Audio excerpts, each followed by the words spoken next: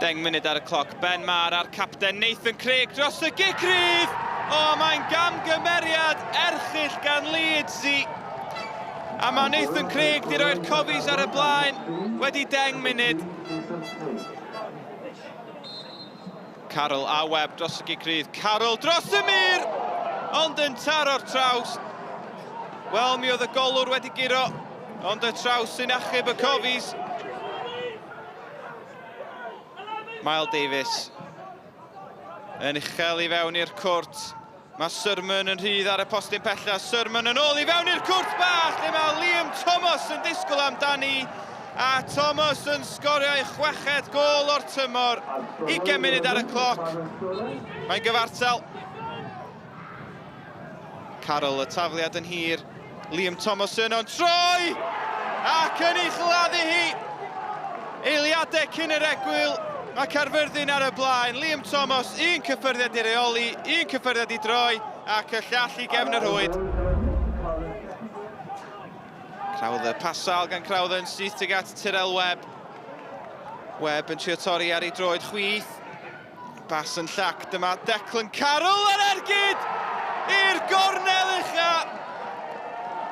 Wel, oedd y dechneg yn berffaith. Oedd hi'n ergyd special, mae'n gol i'w thrysori'r hen air ac i Declan Carroll.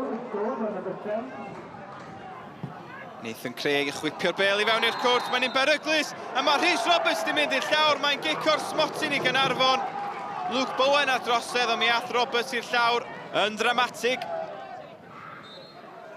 Craig felly am ei ail o'r prynhawn. Dim problem i Craig, mae Caernarfon yn ôl yn y gêm. Gynghrair i gyfeiriad Vincent, y cyffyrddiad Luke Bowen yn gwbl rydd a'r bel drwy goesau Alex Ramsey. A dyna'r bedwaredd i Caerfyrddin a pedwaredd Bowen o'r tymor. Nathan Craig i fewn i'r cwrs bach, y peniad allan. Dim ond tuag at Jamie Breeze. Breeze yn ôl mewn i'r canol, Edwards sydd yno. Y bel gan Evans i gefn yr hwyd, a mae'r dyfarnwr eisoes wedi chwythu'r chwiban. A mae'n mynd i fod yn gico'r smotyn arall i Caernarfon. Greg Walters i fewn yn wyllt ar Gareth Edwards. Craig felly am ei hat-trick. A dyna hat-trick cynta Caernarfon yn uwch Gynghrair Cymru ers i Lee Furlong daro tair yn erbyn y derwyddon 10 mlynedd yn ôl. Along the way to 3 points, you must be delighted.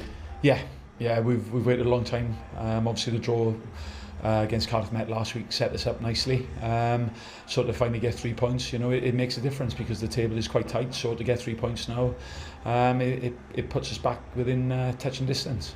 To score 3 down here, you know, I'm not sure many teams will, but to come away on the wrong side of a defeat, yeah, it's disappointing, definitely. After starting the game so well, 1-0 up after 12 minutes, were you disappointed where you allowed them back into the game?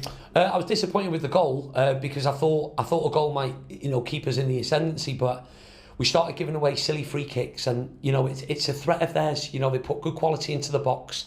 You know, like I said, they've got big physical players that you need to deal with, and you know they're always going to be a threat from that.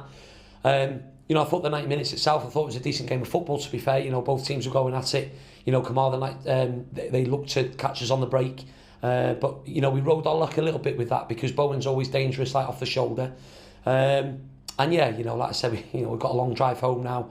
We'll dissect it in the week because you know it doesn't get any easier. You know, we go to a wounded animal in TNS next week, but we've got to dust ourselves down because the league is ruthless like that. So yeah, we'll go again next week. Dwi'n gwybod dod i'n siomedig bod chi wedi colli'r gêm, ond eto tair gol i chdi, dwy ar ysmotyn ag un o Gynghrair. Wyt ti wedi llwyddo gael tair gol yna o blaen?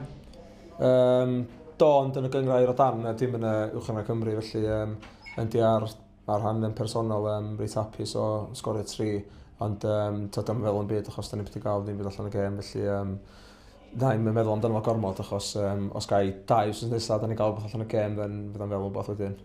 After going 8 games without a win, this result today will give you a huge boost going into the next game at home against Caernarfon.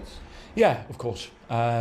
It just, like I said last week, stopped the rot a little bit. This week now builds confidence a little bit more, and obviously we'll do our work on Cefn Druids. They give us a good old-fashioned going over up there, so you know we'll see if we can reverse it when they come back next Saturday. Neil, congratulations. Thanks. Thank you very much. Cheers.